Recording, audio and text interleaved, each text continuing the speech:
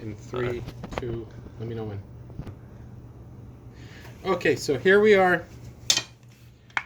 I'm gonna do a quick video because I had to try a couple different methods. I'm doing freeze plugs and I got 2 of them out.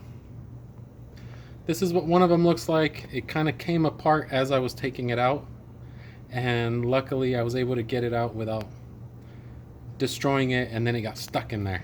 So that would have been a real big problem.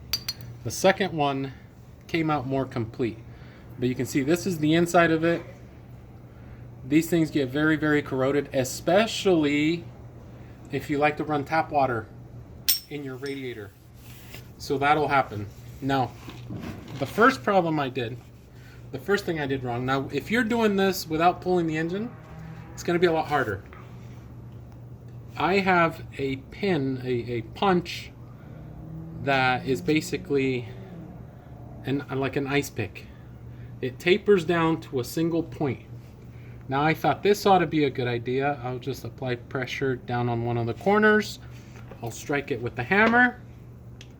That actually is the worst thing you can do, because what that's going to do is it's going to punch a hole and you're going to end up with something like this. It's not actually going to stay on the edge like you want it to, and if it does, it might even scratch the edge and then it won't seal right. So this is not what you want to be using. What you do want to be using is something like this, like a chisel.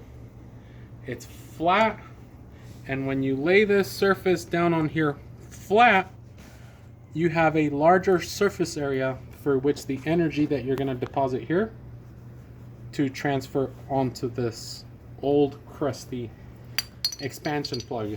So here we go, we're going to try it.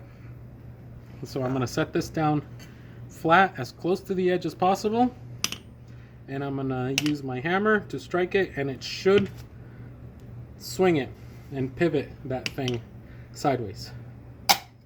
There it goes. And just like that, one strike, that's all it took. This is actually, this one here has been worked on in the past. Somebody already did this one. So now I gotta try to haul this thing out because I don't want it getting stuck in there. But that's basically what we're doing. This one is much newer than all the rest of them, and it's been replaced. So that's why the gentleman that wanted me to build this engine for him, this was one of the issues we were gonna address, and this is why his engine was running warm in the first place. But this one came out, and somebody put a whole lot of GMS in here. For those of you that don't know what that means, GMS is gasket making shit. Alright, so pretty simple. I'm going to do one more, and then we'll conclude this video.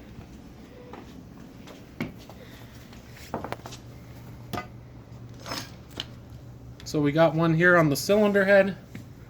I'm going to use my flat chisel, and I'm going to strike it with the hammer.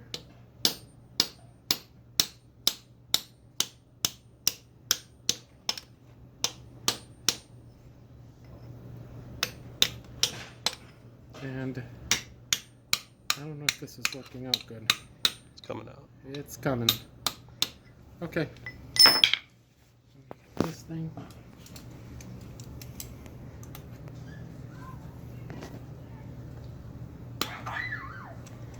There it is. See, this one's got a little corrosion along the corner. And if you shine the camera in here, you can see there's corrosion all up inside there. So we're not going to run tap water. We are going to run 50-50 mix from the local auto parts store, which I will not mention their name because they didn't pay me to. So go to the local store, auto parts store of your choice, and get yourself some 50-50 mix, and then you won't have this issue as much. Anyway, that concludes this video. You have one in the front, one in the back, and then you'll have 3 or 4 on the sides. Your engine may vary. depending on what you're driving. But that's how you do a freeze plug. And if